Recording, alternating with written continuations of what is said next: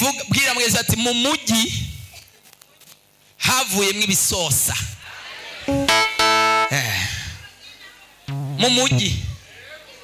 mu mujyi hari abantu batazi umujyi.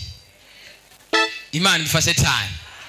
Haleluya, haleluya. Mu mujyi ivyo kujya bavyitwa gute mu Kirundi? Uji ivyo kujya bamwita ngo iki? Sawa. Imana dufashe cyane gose. Haleluya. Reka tuanze dusome ijambo ry'Imana Abacamanza cyaho cya 14 uhere ku murongo wa 5 ugeze ku murongo w'9. Uvuye ku murongo w'9 tusimbira kuri ico gice cya 14 nyene ku murongo wa 14. Usomye kuri 14 tusimbira kandi kuri 18 mu bubangutsi. 15 umurongo w'9. Ego. Dusome mu izina ry'umwami wacu Yesu Kristo. Amen. Samusoni yicisha abafilisitiya ugwasaya rw'indogoba. Maze abafilisitiya baraduga basagaza mu Buyuda. 14 igice cya 14. Wasomye ku igice cya 10 kangahe? 15:9. Igice cya 14 ku murongo wa 5 gushika ku murongo w'9.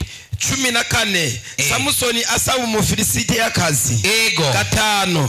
Hanyuma Samusoni amanukana na se na nyina baja itimuna. Ego. Ashitse mu mizabibu yaho ahura n'umugunza w'intambwe iramutontomera. Umugunza w'intambwe iramutontomera. Maze muhemu w'Uhoraho amusako akabushungwe. Muhemu w'Imana mumanuka ko kabushungwe. Arayitabagura nk'otabagura umwagazi w'impene. Imbere y'intambwe umugunza w'intambwe. Intambwe yakuze neza yikomeje kabisa. Muhemu w'Imana aramumanukako aratabagura iyo ntambwe arayitantamura nk'umwagazi w'impene. Akagazi gatoya k'impene kagikura aragatabagura. Kandi yari imbokoboko nta kigwanishwa na kimwe afise. Ariko ntiyabwira se canke nyina icyakoze. Araheza aramanuka. Ndio ayaga n'uwo mwigeme yumva muhimbaye. Bukeye asubiyeyo. Samusoni yari mu rukundo hano. Bukeye asubiyeyo kurongora. Akebeza hahandi. Usimbira kuri 14. 14. Ego. Arababwira ati mu mujyi havuyemo ibyo kurya. Ababwira mu mujyi havuyemo ibyo kurya. Mu munyenkomezi havuyemo ibisosa. Mu munyenkomezi havuyemo ibisosa. Bamara iminsi 3 bananiwe kugisobanura. Kirabacanga. Simbira kuri 18. 18. Haravuga ngo maze kuri uwo munsi ugira indwi nyene izuba rirarenga. Ndio abo mu gisagara baramubarira bati niki corusha ubuki gusosa? Niki corusha ubuki gusosa? Canke niki corusha intambwe inkomezi? Canke niki corusha intambwe gukomera? Arabishura na arabishura bandanye. Ego. Ati yaba mutari gukamisha mutarimisha inka yanje ntimuba mumfinduye igisobanyo canje. Dukomere Imana amashi mu vyagira Imana bahezagire cyane. Amen. Haleluya. Nariko ndasenga numva Imana ivuganye nanje. Umujyi ni ikintu kijya ubuzima bw'umuntu. It is the consumer. Ni ikintu kijya kandi ikintu kirya ni kuvuga icyariwe ntago gisubira kuguma mu kibanza cyari kirimo. When something is consumed, ikintu kiriwe cyangwa se kigakugwa cyangwa se kigakoreshwa ntago gisubira kuba used cyangwa se nigisubira kuboneka cyangwa se gisubira kugaragara ubwira kandi. Ihari umujyi Yesu natfase cyane gose. Haleluya. Imana yavuganye nanje. Nta nubwo yavuganye nanje kubera ko nariko ndasoma rino jambo namaze kurisoma kenshi gashoboka. Ariko nariko ndasenga Imana irambarira ngo hari ibintu biriko biranyoha, biriko birakwega, biriko biramara inkomezi mu bantu b'Imana, biriko biranywa umugisha mu bantu b'Imana, biriko birakuramwo ubwiza mu bantu b'Imana, biriko biramara igikundi amasengesho mu bantu b'Imana biriko biramara umugisha mu bantu b'Imana. Ibyo bintu biriko birajya imitima y'abantu bibakuramo ubuntu, bibakuramo iby'Imana yabateguriye, biriko birajya amasezerano yabo. Abo badayimoni Imana yambariye ngo nze ndakubwire, naho ubona biriko birakujya uruhigi rugiye guhindukira, Imana ibikuremo igisubizo. Haleluya!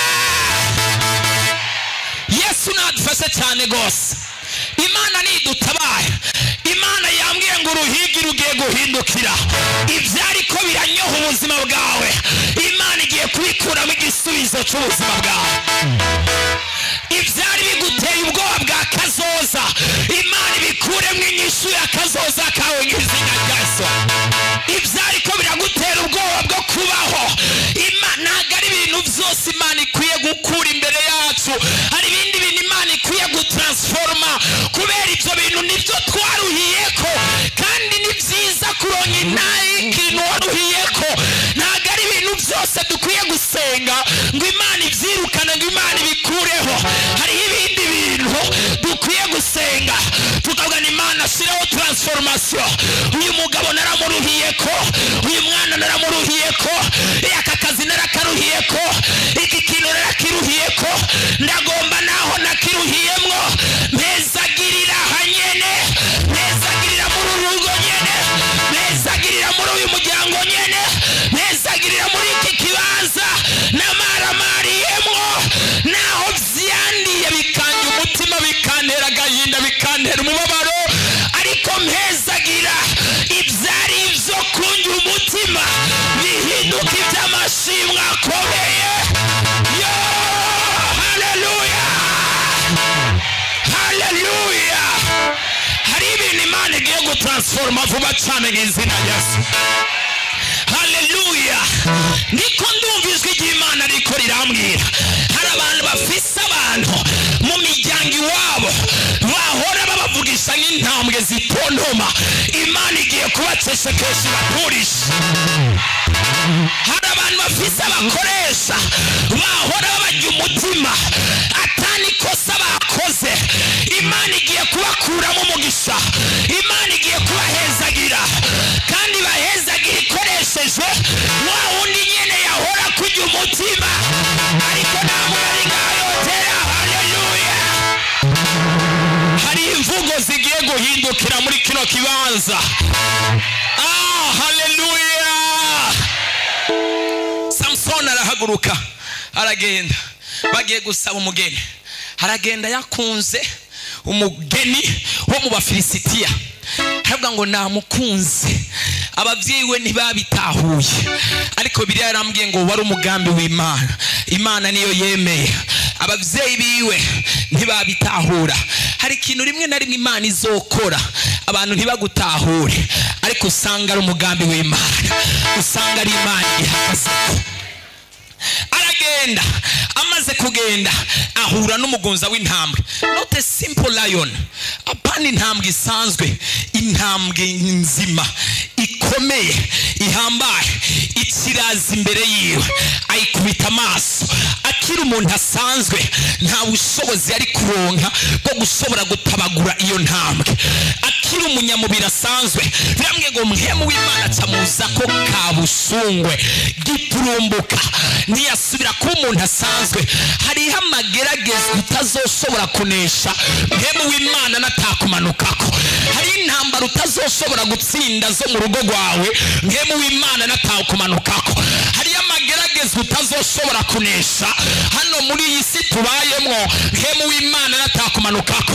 Ariko igihe mpemu w'Imana kumanutseko, ibyara amageragezwa uzozubira ubikengera ubisuzumure, Imana ikongera ingomezi, iguhereza amahoro yo mu mutima yo guhagarara imbere y'ibyari bimeze nk'intambwe byariko biragutera ubwoba. Ubwe ni wa musozi we wihitiki imbere y'Imana nzima nkorera. Haleluya! Imana iguhereza inkomezi zo gusuzugura amageragezwa mu izina rya Yesu. Imana iguhereza inkomezi zo gusuzugura abarozi. Imana iguhereza inkomezi zo gusuzugura abadayimoni. Mu gitondo ni wavyuka ukabona wavyutse ari ikintu kitameze neza ku mubiri wawe, tanga uruvugishwe hejuru y'umubiri wawe, ugeni wakuguruwe, ndagutegeka utegerezwa gukomera, utegerezwa gutambuka. Usanze ari ingwara yinjiye mu mubiri, tangura kuvuga mu ndimi. Rankore basete rivrozantaya reribosaka, sohoka muri zo wagwawe. This is not your place. Iki ntago ari kibanza cawe, iyi ni ingoro ya Kristo Yesu. Iki ni kibanza c'umwami w'abami. Ivyari biguteye ubwoba, Imana ibihindure mu gisubizo cy'isuzugura. Haleluya. Komona hari intambwe zari imbere y'abantu Imana igomba kumara inkomezi. Haleluya. Ngemu w'Imana caramwuzuramo. Amaze kumwuzuramo, immediately umugabo yumva atanguye kuzura umuriro. Began to feel fire. Intege nke ziragenda, weakness disappearing, faiblesse ziragenda. Atangura kubona intambwe nk'umwagazi w'intama. Haleluya. Abose Uhoraho bameze nk'umusozi Siyoni utabashwa kunyeganyezwa, ariko wamuhagaze ibihe byose. Haleluya. Intambwe atangura kuyibona nk'umwagazi w'intama. Intambwe atangura kuyibona nk'akagazi kataramenya guhagarara neza, kakiriko kariga gutambuka, kagihagarara kamera nk'uko. Intambwe, umuguza w'intambwe, hari inkomezi mwemuye atanga zituma abantu bagera mu bibazo, bakabikengera, bakabidomina, bakabisumbya inkomezi, bakabisumbya imbaraga, bakabigendera hejuru. Imana iguha izo nkomezi. Haleluya. Wa mukobwa we, Imana iguhereza inkomezi yo kugendera hejuru y'ibyananiye abakobwa bagenzi bawe. Wa muhungu we, wa musore, Imana iguhereza inkomezi zo kugendera hejuru y'ibyananiye abandi muri generasiyo yawe. Wa mugore we, Imana iguhereza inkomezi zo gusuzugura amagakengegwe hamwe n'imigabo n'imigambi n'amageragezwa yananiye abandi mu gihe cyawe, abagore bagenzi bawe mu izina rya Yesu. Wa mugabo we, Imana iguhereze kugendera hejuru y'ibyateye ubwoba abagabo bagenzi bawe, ariko nta hotera. Haleluya. Hari ubushobozi Mpwemu Yera atanga bwinjira mu muntu bugakwiragira muri we, ikibazo agatangura kukibona nk'akantu gato.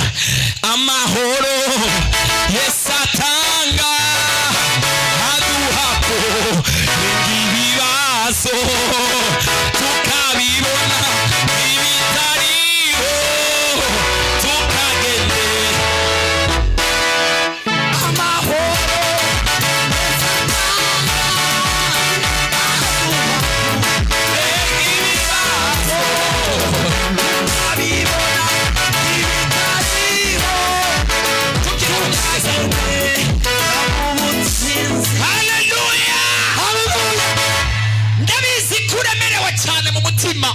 urashobora kuba ubujijwe amahoro n'ibintu byinshi. Urashobora kuba utari kurabona imbere y'uri kurasha.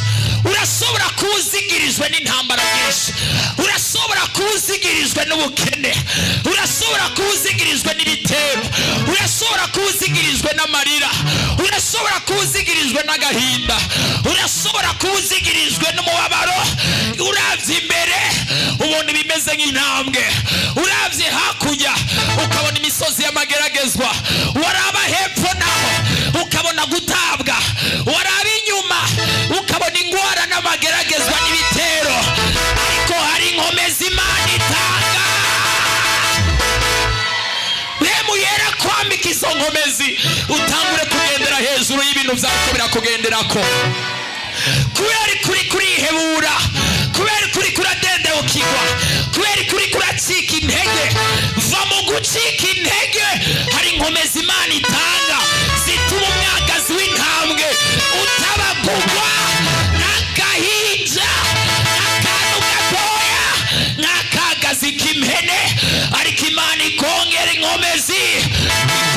ubushobozi. Abizera bariye batere haleluya. Yesu nadufashe cyane gose.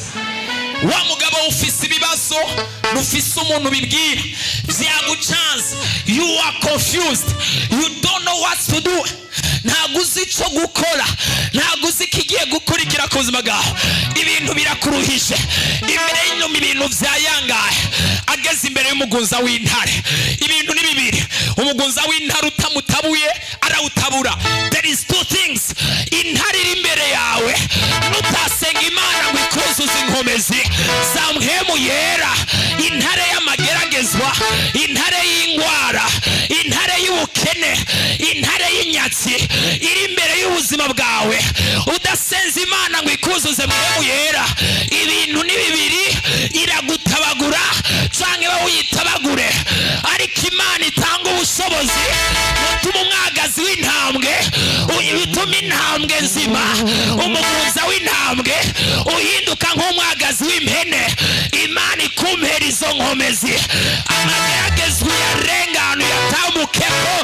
Abizera bariye batere haleluya. Teli yindi haleluya. Yesu nadufashe cyane gose, Yesu nadutabaye. Bariya mugenzi wa Imana iguhereza inkomezi zo gutabagura imeze nk'intambwe zirutse imbere yawe, ariko nta muntu ari hano yotera haleluya. Yesu nadufashe cyane, Yesu nadutabaye. Amahoro Yesu atanga, ibibazo tukabibona, tukagenda. Amahoro atanga, amaduha ibibazo tukabibona,